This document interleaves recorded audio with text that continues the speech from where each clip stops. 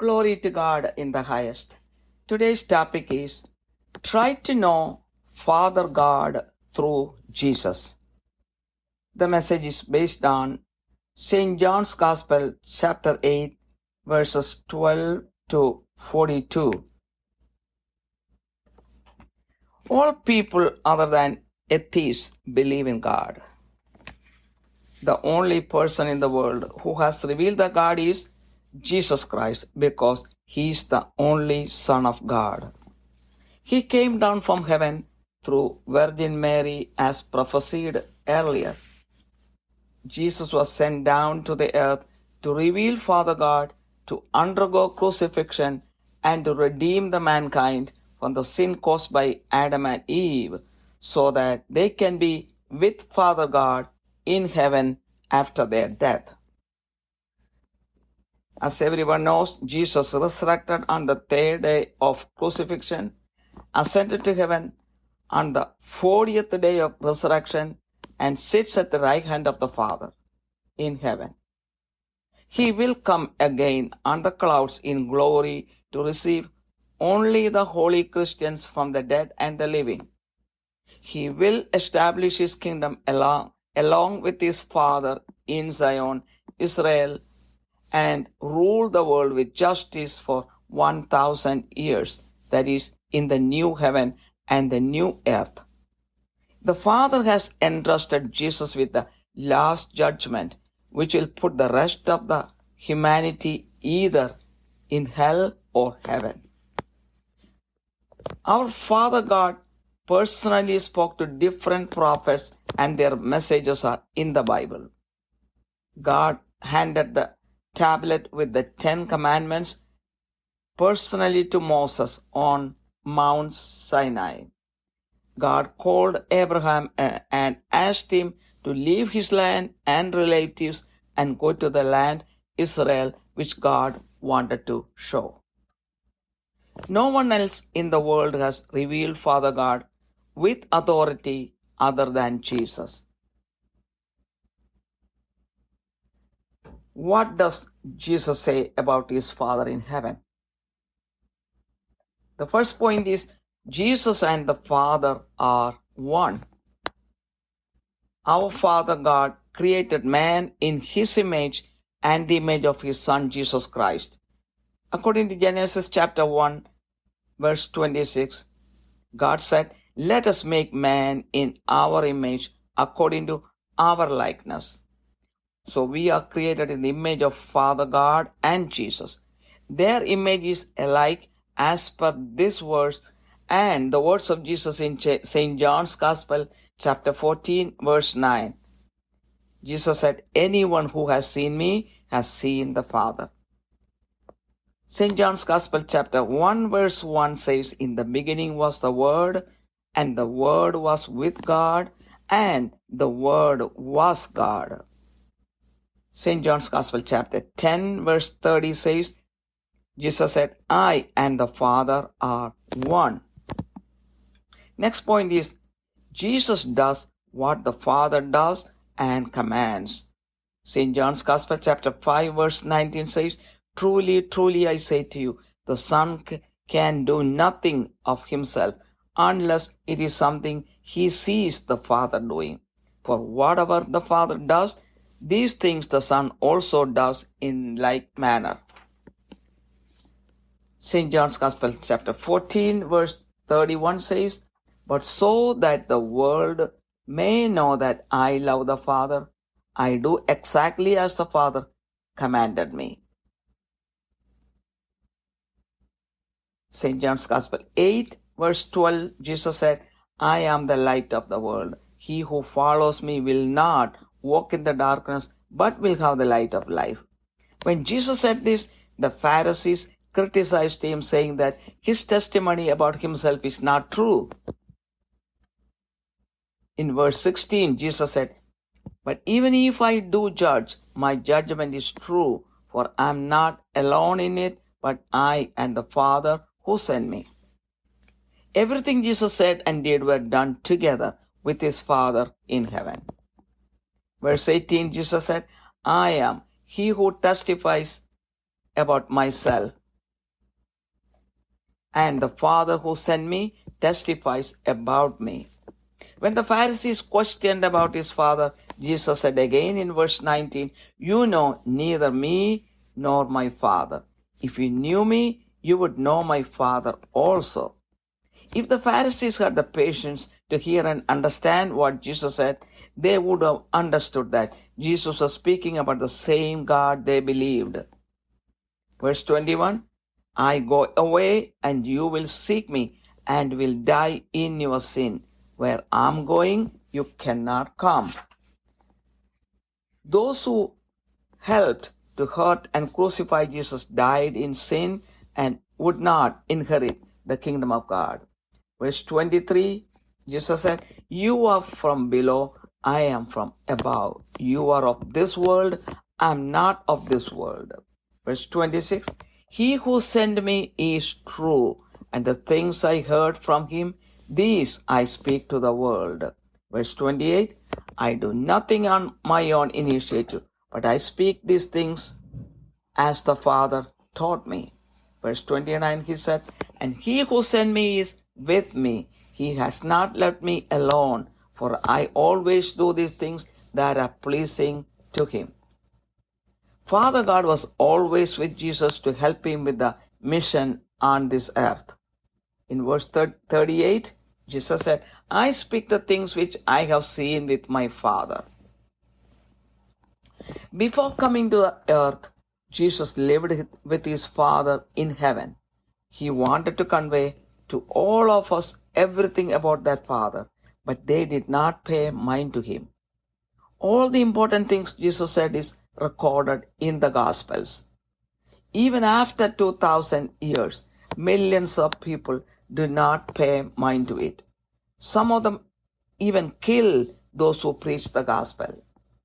When the Jews continued criticizing him, Jesus said in verse 42, "If God were your Father, you would love me, for I proceed forth and have come from God, for I have not even come on my own initiative, but He sent me." Lots of people believe in God without knowing who He is. If they have known that Jesus is speaking about the same God, they would have loved Jesus. People who love Jesus do so because they believe in God. Next point is, Jesus came down to do the will of Father God. John chapter 6 verse 38, Jesus said, "For I have come down from heaven not to do my own will, but the will of him who sent me." Jesus came down from heaven taking a human shape.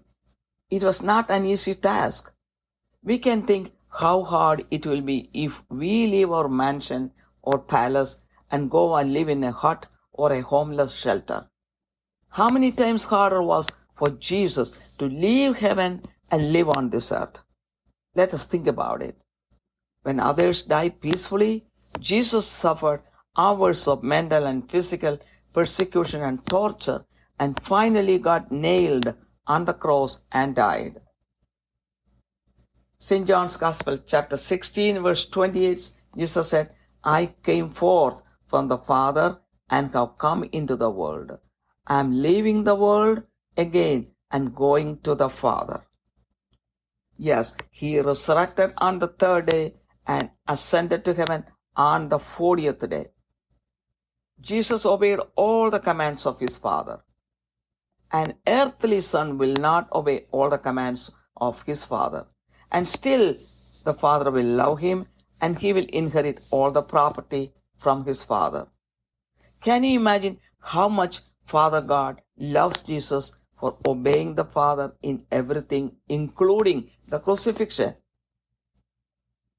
Even though Jesus followed all the commandments of God, during the hardest moment of his life, just before death, he asked his Father if there was any possibility to avoid that suffering on the cross. In St. Matthew's Gospel, chapter 26, verse 39,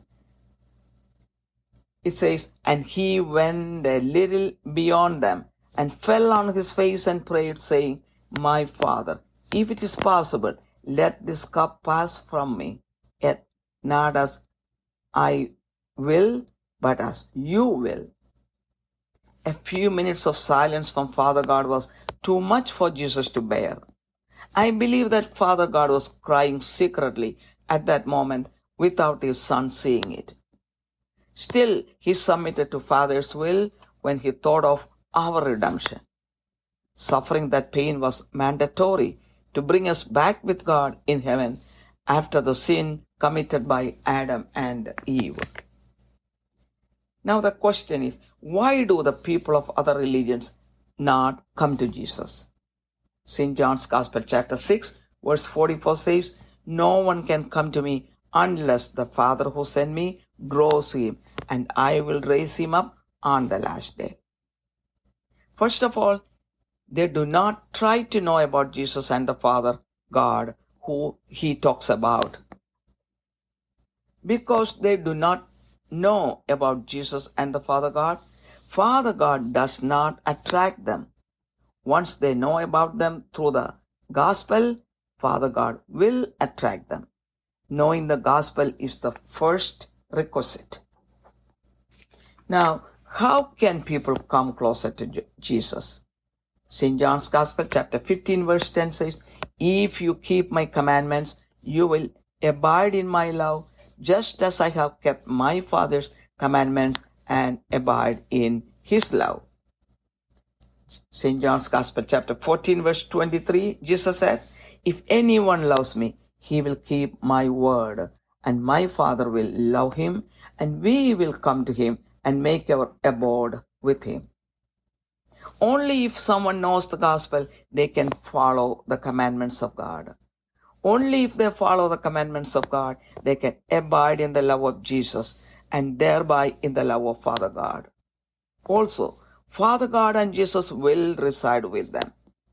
That is why the Bible is the most spoken and the most distributed book in the world. The devotees of God even quit their job and preach the gospel to bring people to the love of Jesus and Father God.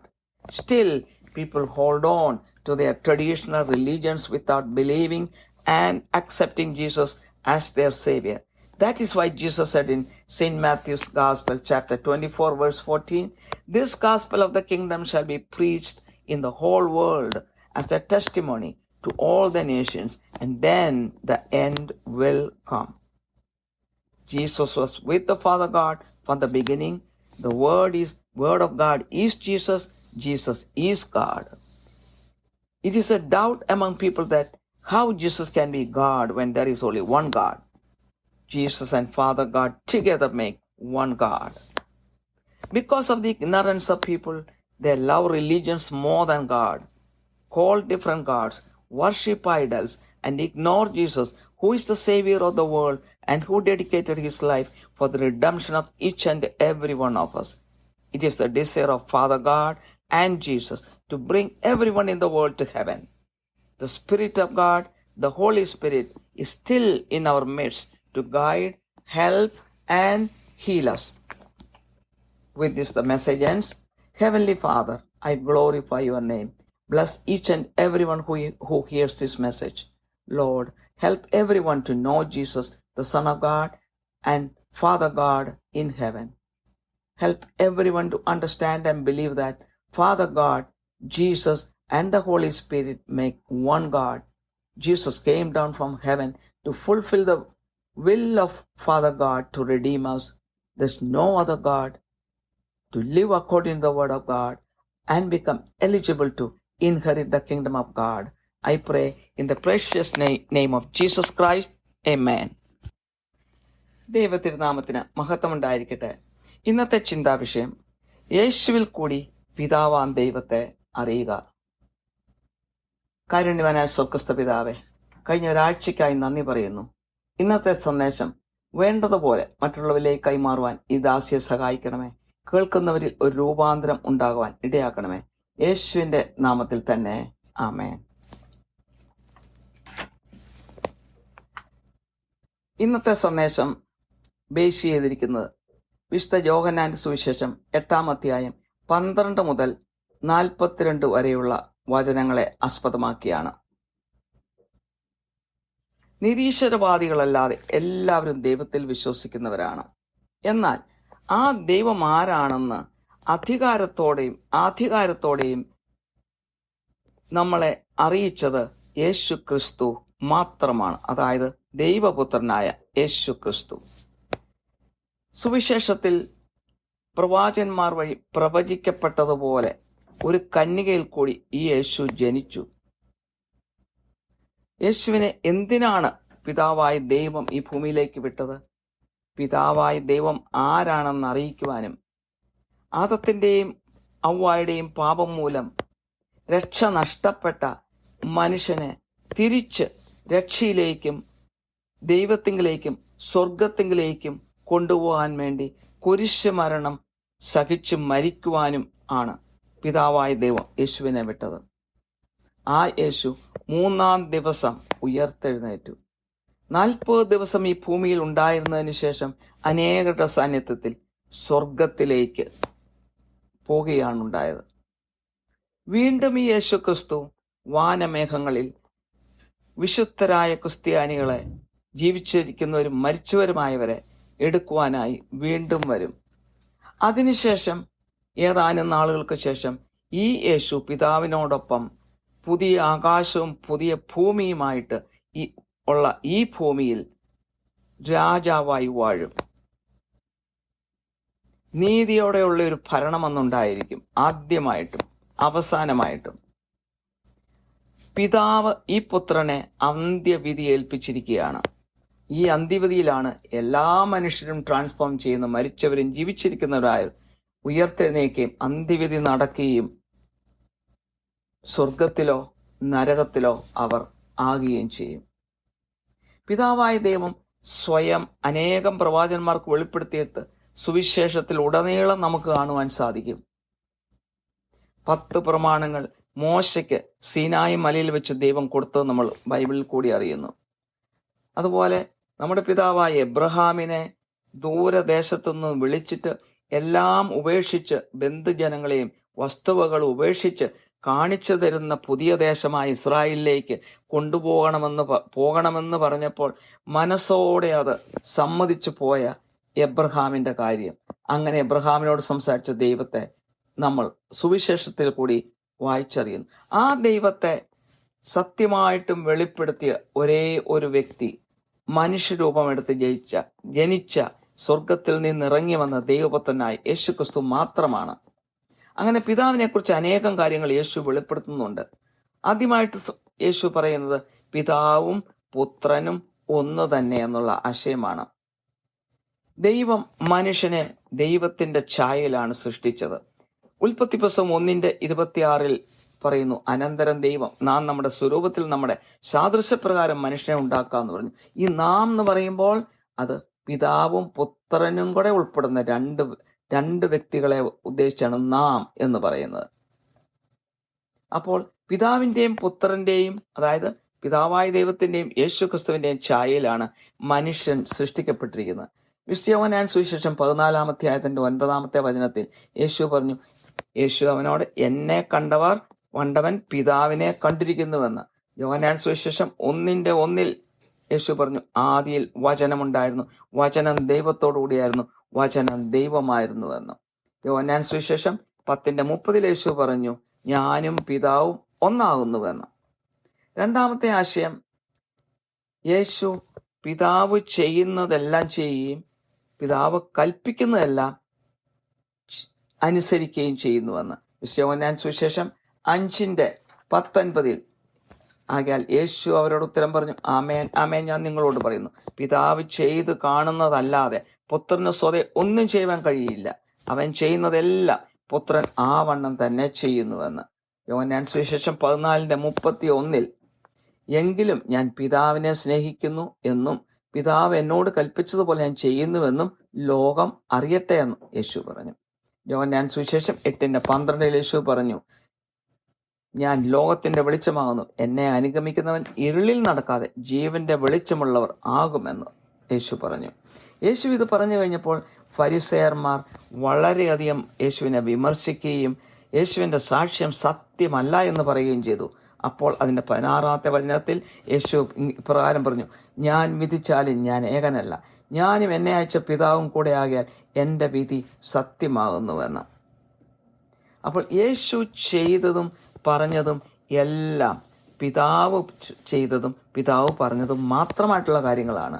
18-ാമത്തെ വചനത്തിൽ പറഞ്ഞു, ഞാൻ എന്നെക്കുറിച്ച് തന്നെ സാക്ഷ്യം പറയുന്നു, എന്നെ അയച്ച പിതാവും എന്നെക്കുറിച്ച് സാക്ഷ്യം പറയുന്നുവെന്ന്. അപ്പോൾ പിതാവിനെക്കുറിച്ച് ഇങ്ങനെ പറഞ്ഞപ്പോൾ പിതാവിനെ ക്വസ്റ്റ്യൻ ചെയ്തുകൊണ്ട് ഈ ഫരിസേയന്മാർ വീണ്ടും സംസാരിച്ചപ്പോൾ യേശു അവരോട് പറഞ്ഞു, 19-ാമത്തെ വചനത്തിൽ അവർ അവനോട്, നിന്റെ പിതാവ് എവിടെയെന്ന് ചോദിച്ചതിന് യേശു, നിങ്ങൾ എന്നെ ആകട്ടെ എൻ്റെ പിതാവിനെ ആകട്ടെ അറിയുന്നില്ല, എന്നെ അറിഞ്ഞുവെങ്കിൽ എൻ്റെ പിതാവിനെയും അറിയുമായിരുന്നു എന്നുത്തരം പറഞ്ഞു. ഈ ഫരിസേയന്മാർക്ക് യേശു പറയുന്നത് കേൾക്കുവാനുള്ള മനസ്സോ ക്ഷമയോ ആഗ്രഹമോ ഉണ്ടായിരുന്നെങ്കിൽ അവർക്ക് മനസ്സിലാകുമായിരുന്നു. എങ്കിൽ അവർ മനസ്സിലാക്കിയേനെ ഈ യേശു പറയുന്ന ഈ ദൈവം അവർ വിശ്വസിക്കുന്ന ആ ദൈവം തന്നെയാണെന്ന് മനസ്സിലാക്കിയേനെ. 21-ാമത്തെ വചനത്തിൽ യേശു പറഞ്ഞു, ഞാൻ പോകുന്നു, നിങ്ങൾ എന്നെ അന്വേഷിക്കും, നിങ്ങളുടെ പാപത്തിൽ നിങ്ങൾ മരിക്കും, ഞാൻ പോകുന്നിടത്തേക്ക് നിങ്ങൾക്ക് വരുവാൻ കഴിയില്ല എന്ന്. അപ്പോൾ യേശുവിനെ ഉപദ്രവിച്ചവരും ക്രൂശിച്ചവരും എല്ലാം പാപത്തിൽ മരിച്ചു, അവരാരും സ്വർഗരാജ്യം അവകാശമാക്കുകയില്ല. 23-ാമത്തെ വചനത്തിൽ പറയുന്നു യേശു, നിങ്ങൾ കീഴിൽ നിന്നുള്ളവർ, ഞാൻ മേലിൽ നിന്നുള്ളവൻ, നിങ്ങൾ ഈ ലോകത്തിൽ നിന്നുള്ളവർ, ഞാൻ ഈ ലോകത്തിൽ നിന്നുള്ളവനല്ല എന്ന്. 26-ാമത്തെ വചനത്തിൽ യേശു പറഞ്ഞു, എങ്കിലും എന്നെ അയച്ചവൻ സത്യവാനാകുന്നു, അവനോട് കേട്ടത് തന്നെ ഞാൻ ലോകത്തോട് സംസാരിക്കുന്നു എന്ന് പറഞ്ഞു. 28-ാമത്തെ വചനം, ഞാൻ സ്വന്തമായിട്ട് ഒന്നും ചെയ്യാതെ പിതാവ് എനിക്ക് ഉപദേശിച്ചു തന്നതുപോലെ ഇത് സംസാരിക്കുന്നു എന്നും അറിയുമെന്ന്. 29-ാമത്തെ വചനത്തിൽ, എന്നെ അയച്ചവൻ എന്നോടുകൂടിയുണ്ട്, ഞാൻ എല്ലായ്പ്പോഴും അവന് പ്രസാദമുള്ളത് ചെയ്യുന്നതുകൊണ്ട് അവൻ എന്നെ ഏകനായി വിട്ടിട്ടില്ല എന്ന് പറഞ്ഞു.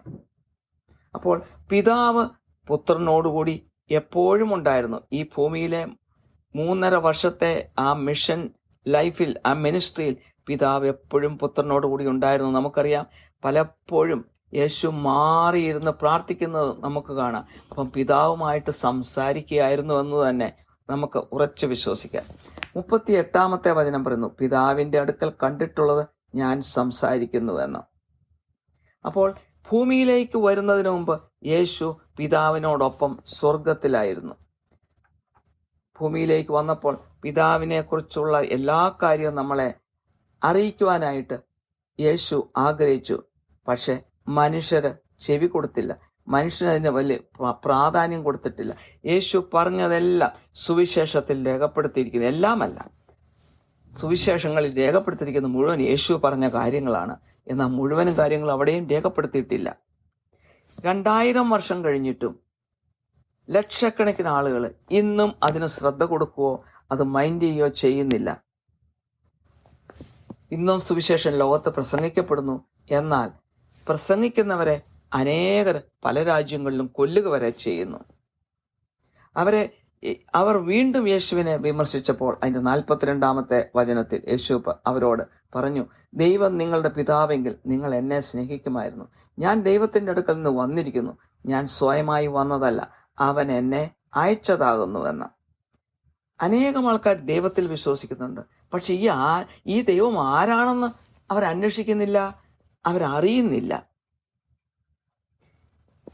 യേശു പറഞ്ഞ ഈ ദൈവമാണ് യഥാർത്ഥ ദൈവം എന്ന് അവര് അറിഞ്ഞിരുന്നെങ്കിൽ ഈ യേശുവിനെ അവർ സ്നേഹിക്കുമായിരുന്നു. യേശുവിനെ സ്നേഹിക്കുന്നവര് എന്തുകൊണ്ടാണ് യേശുവിനെ സ്നേഹിക്കുന്നത്? അവർ ആ ദൈവത്തിൽ വിശ്വസിക്കുന്നതുകൊണ്ടാണ്. അല്ലാത്തവർക്ക് ആ സ്നേഹം യേശുവിനോട് ഉണ്ടാകുകയില്ല.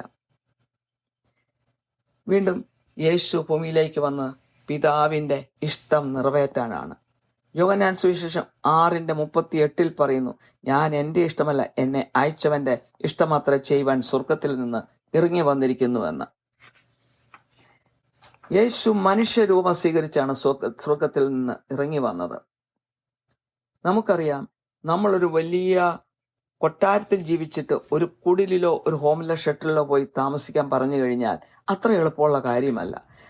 അപ്പോൾ അതിനേക്കാൾ എത്ര മടങ്ങ് ബുദ്ധിമുട്ടുള്ള ഒരു കാര്യമായിരുന്നു സ്വർഗത്തിൽ ജീവിച്ച വ്യക്തി ഭൂമിയിലേക്ക് ഇറങ്ങി വന്ന് ഈ ഭൂമിയിലെ സാധാരണയിൽ താഴെയുള്ളൊരു സാഹചര്യങ്ങളിൽ ജീവിച്ചത്. തന്നെയുമല്ല, സാധാരണ എല്ലാവരും സമാധാനത്തോടെ മരിക്കുമ്പോൾ വളരെയധികം മാനസികമായും ശാരീരികമായും പീഡനങ്ങൾ സഹിച്ചും ചാട്ടവാറ കൊണ്ട് അടിയേറ്റും തുപ്പലേറ്റും കുരിശ് ചുമന്നുകൊണ്ടും നിലത്ത് വീണും മറ്റുള്ളവരുടെ അടിയും തൊഴിയുമേറ്റും കയ്യേലും കാലേലും ആണി തറയ്ക്കപ്പെട്ടും രക്തം വാർത്തും ആയിട്ട് യേശു മരിച്ചു. ചിന്തിച്ചു നോക്കുക, എന്തുമാത്രം കഷ്ടത യേശു അനുഭവിച്ചുവെന്ന്. യോഹന്നാൻ സുവിശേഷം 16:28 പറയുന്നു, ഞാൻ പിതാവിൻ്റെ അടുക്കൽ നിന്ന് പുറപ്പെട്ട് ലോകത്തിൽ വന്നിരിക്കുന്നു, പിന്നെ ലോകത്തെ വിട്ട് പിതാവിൻ്റെ അടുക്കൽ പോകുന്നു എന്ന്. അപ്രകാരം തന്നെ യേശു കുരിശുമരണത്തിൻ്റെ 3-ാം ദിവസം മരിച്ചടക്കപ്പെട്ടെങ്കിലും ഉയർത്തെഴുന്നേറ്റു. 40 ദിവസം ഈ ഭൂമിയിൽ എല്ലാവരോടും കൂടി ആയിരുന്നതിന് ശേഷം എല്ലാവരുടെയും മുമ്പിൽ നിന്ന് സ്വർഗത്തിലേക്ക് പോയി. പിതാവിൻ്റെ എല്ലാ കൽപ്പനകളും യേശു പാലിച്ചു. ഈ ഭൂമിയിലുള്ള ഒരു മകൻ പിതാവ് പറയുന്ന എല്ലാ കൽപ്പനകളും അനുസരിക്കുന്നുണ്ടോ? ഇല്ല. എങ്കിലും ആ പുത്രനെ ആ പിതാവ് സ്നേഹിക്കുകയും ആ പുത്രൻ്റെ എല്ലാത്തിനും അവകാശമായിരിക്കും ആ മകന്. അപ്പോൾ പിതാവ് പറഞ്ഞ എല്ലാ കാര്യങ്ങളും അനുസരിക്കുകയും ഇത്രയും കഷ്ടത സഹിക്കുകയും ചെയ്ത് എല്ലാം അനുസരിച്ച പുത്രനെ പിതാവ് സ്നേഹിക്കുമോ? ചിന്തിച്ചു നോക്കുക. പിതാവ് അങ്ങേയറ്റം സ്നേഹിക്കുന്നു യേശുവിനെ. എന്നാൽ ഇത്രയും എല്ലാം പിതാവ് പുത്രനെ സ്നേഹിച്ചെങ്കിലും ആ ലാസ്റ്റ് മോമെന്റിൽ സഹിക്കവയ്യാതെ പിതാവെ, കഴിയുമെങ്കിൽ ഈ പാനപാത്രം എന്നിൽ നിന്ന് അകറ്റണമേ. മത്തായി സുവിശേഷം 26:39 പിന്നെ അവൻ അല്പം മുമ്പോട്ട് ചെന്ന് കവിണ് വീണ്, പിതാവെ, കഴിയുമെങ്കിൽ ഈ പാനപാത്രം എങ്കിൽ നിന്ന് നീങ്ങിപ്പോകണമേ, എങ്കിൽ ഞാൻ ഇച്ഛിക്കും പോലെയല്ല നീ ഇച്ഛിക്കും പോലെ ആകട്ടെ എന്ന് പ്രാർത്ഥിച്ചു. അവിടെയും പിതാവിൻ്റെ ഇഷ്ടത്തിന് വിട്ടുകൊടുക്കുകയാണ് ചെയ്തത്. എന്നാൽ ആ സമയത്ത് പിതാവ് നിശബ്ദനായി നിന്നു. അത് സഹിക്കാൻ വയ്യാത്ത വേദന പുത്രൻ ഉണ്ടാക്കി കാണും. പക്ഷേ പുത്രൻ അത് സഹിച്ചു. അതിലും കൂടുതൽ ആ പിതാവ് സഹിച്ചിട്ടുണ്ട്. പിതാവ് പൊട്ടിക്കരയായിരുന്നു, ഒരു സംശയവുമില്ല. അതും പിതാവിൻ്റെ ഇഷ്ടത്തിന് വഴങ്ങി നമ്മുടെ പാപത്തിൻ്റെ രക്ഷയ്ക്ക് വേണ്ടി, പാപത്തിൽ നിന്നുള്ള രക്ഷയ്ക്കും നമുക്ക് സ്വർഗരാജ്യം നേടിത്തരുവാനും വേണ്ടി ഈ പുത്രൻ അത് സഹിച്ചു. ഇനി എന്തുകൊണ്ടാണ് മറ്റു മതങ്ങളിലുള്ളവർ യേശുവിലേക്ക് വരാത്തത്? യോഹന്നാൻ സുവിശേഷം 6:44 പറയുന്നു, എന്നെ അയച്ച പിതാവ് ആകർഷിച്ചിട്ടല്ലാതെ ആർക്കും എൻ്റെ അടുക്കൽ വരുവാൻ കഴിയില്ല, ഞാൻ ഒടുക്കത്തെ നാളിൽ അവനെ ഉയർത്തെഴുന്നേൽപ്പിക്കും എന്ന്. ഒന്നാമതായിട്ട് ഈ യേശുവിനെയും ഈ പിതാവിനെയും അറിയുവാനായിട്ട് ഈ മനുഷ്യർ ആഗ്രഹിക്കുന്നില്ല എന്നുള്ളതാണ്. പിതാവിനെയും പുത്രനെയും ആരെങ്കിലും അറിയാൻ ശ്രമിച്ചാൽ അല്ലെങ്കിൽ അറിഞ്ഞാൽ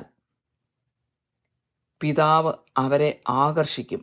എന്നാൽ പിതാവിനെയും പുത്രനെയും അറിയാൻ അറിയാതെ ഇരുന്നു കഴിഞ്ഞാൽ പിതാവ് അവരെ ആകർഷിക്കുകയില്ല. അപ്പോൾ സുവിശേഷം എന്താണ്, അതിൻ്റെ ഉള്ളടക്കം എന്താണെന്ന് അറിയുന്നതാണ് ആദ്യത്തെ റിക്വസ്റ്റ്.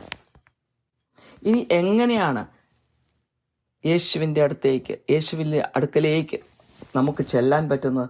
യോഹന്നാൻ സുവിശേഷം 15:10 പറയുന്നു, ഞാൻ എൻ്റെ പിതാവിൻ്റെ കൽപ്പനകൾ പ്രമാണിച്ച് അവൻ്റെ സ്നേഹത്തിൽ വസിക്കുന്നത് പോലെ നിങ്ങൾ എൻ്റെ കൽപ്പനകൾ പ്രമാണിച്ചാൽ എൻ്റെ സ്നേഹത്തിൽ വസിക്കുമെന്ന്. അപ്പോൾ കൽപ്പനകൾ അനുസരിക്കുക, യേശു പറഞ്ഞത് അനുസരിക്കുക. യോഹന്നാൻ സുവിശേഷം 14:23 യേശു പറഞ്ഞു,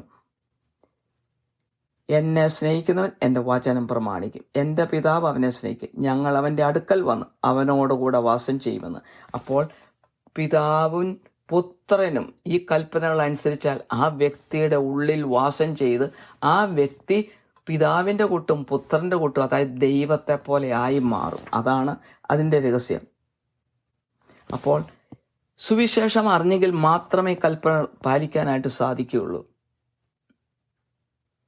അങ്ങനെയുള്ളവർ യേശുവിൻ്റെ സ്നേഹത്തിൽ വസിക്കും, പിതാവിൻ്റെ സ്നേഹത്തിൽ വസിക്കും, പിതാവും പുത്രനും അവരിൽ വാസമുറപ്പിക്കും. അതുകൊണ്ട് തന്നെയാണ് സുവിശേഷം ഇന്ന് ഏറ്റവും പ്രസംഗിക്കപ്പെടുകയും ഏറ്റവും വിതരണം ചെയ്യപ്പെടുകയും ചെയ്തിട്ടുള്ള പുസ്തകമായി മാറിയിരിക്കുന്നത്. അനേകം സുവിശേഷകർ ജോലി പോലും വേണ്ടെന്ന് വെച്ചിട്ടാണ് സുവിശേഷം പ്രസംഗിക്കുന്നത്. കാരണം പിതാവിനോടും പുത്രനോടുമുള്ള അവരുടെ സ്നേഹം നിമിത്തം. ഇതൊക്കെയാണെങ്കിലും ഇതെല്ലാം അറിഞ്ഞിട്ടും, ഈ സത്യങ്ങളൊക്കെ അറിഞ്ഞാലും കേട്ടാലും മനുഷ്യർ ആ ആചരിച്ചു പോകുന്ന മതത്തെ ബലമായി മുറുക്ക പിടിച്ചുകൊണ്ട് ഈ ദൈവത്തെ തള്ളിക്കളയുന്നു എന്നുള്ളതാണ് സത്യം. വിശുദ്ധ സുവിശേഷം 24:14 പറയുന്നു, രാജ്യത്തിന്റെ സുവിശേഷം സകല ജാതികൾക്കും സാക്ഷ്യമായി ഭൂലോകത്തിലൊക്കെയും പ്രസംഗിക്കപ്പെടും, അപ്പോൾ അവസാനം വരും. അതായത് അവസാനം വരാത്തതിന്റെ കാരണം ഈ സുവിശേഷം ലോകത്തിലുള്ള എല്ലാവരും അറിഞ്ഞു കഴിഞ്ഞിട്ടില്ല. ഈ ലോകം ഇന്ന് ജീവിക്കാൻ കൊള്ളാത്ത രീതിയിലായി മാറി. എങ്കിലും അവസാനം വന്നിട്ടില്ല. പിതാവും പുത്രനും ഭരണം ഈ ഭൂമിയിൽ നടത്താൻ ഇറങ്ങി വന്നിട്ടില്ല. കാരണം എല്ലാവരും സുവിശേഷം അറിഞ്ഞു കഴിഞ്ഞിട്ടില്ല. യേശുക്രിസ്തു ആദ്യം മുതൽ പിതാവിനോട് കൂടെയായിരുന്നു. ആദിയിൽ വചനമുണ്ടായിരുന്നു, വചനം ദൈവത്തോടു കൂടിയായിരുന്നു, വചനം ദൈവമായിരുന്നു. അപ്പോൾ ഈ പുത്രനും പിതാവും ഒന്ന് തന്നെയാണ്, അത് രണ്ടല്ല. മനുഷ്യന്റെ അറിവില്ലായ്മ കൊണ്ട് മനുഷ്യൻ ഇന്നും ഈ ദൈവത്തെക്കാളും മതങ്ങളെ കൂടുതൽ സ്നേഹിക്കുന്നു, അനേകം ദൈവങ്ങളിൽ വിശ്വസിക്കുന്നു, വിഗ്രഹങ്ങളെ ആരാധിക്കുന്നു. രക്ഷകനായി വന്ന സ്വന്തം ജീവൻ കൊടുത്ത് നമ്മളെ വിലയ്ക്ക് വാങ്ങിച്ച യേശുവിനെ തള്ളിക്കളയുന്നു. പിതാവിൻ്റെയും പുത്രൻ്റെയും ആഗ്രഹമാണ് നമ്മളെ ഓരോരുത്തരെയും രക്ഷയിലേക്ക് കൊണ്ടുവന്ന് സ്വർഗരാജ്യത്തിൽ അവരോടൊപ്പം ആയിരിക്കണമെന്ന്. ദൈവത്തിൻ്റെ ആത്മാവ് ഇന്നും ഭൂമിയിൽ നിരന്തരം നമ്മളെ ഗൈഡ് ചെയ്യാനും സഹായിക്കുവാനും നമ്മളെ ഹീൽ ചെയ്യുവാനായിട്ട് പ്രവർത്തിക്കുന്നുണ്ട്. അത് നമ്മൾ അറിഞ്ഞിരിക്കുക. ഇതോടെ ഈ വചന ശുശ്രൂഷ ഇവിടെ അവസാനിക്കുന്നു. കാരുണ്യവാനായ സ്വർഗ്ഗസ്ഥ പിതാവേ, ഈ സന്ദേശം കേട്ട എല്ലാവരെയും അനുഗ്രഹിക്കണമേ.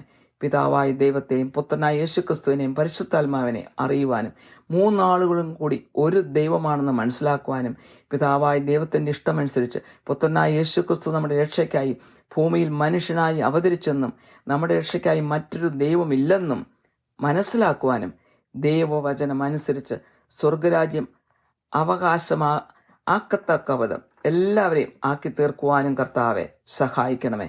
മാനവും മഹത്വവും അവിടത്തേക്ക് തരുന്നു. യേശുക്രിസ്തുവിന്റെ വിലയേറിയ നാമത്തിൽ തന്നെ ആമേൻ.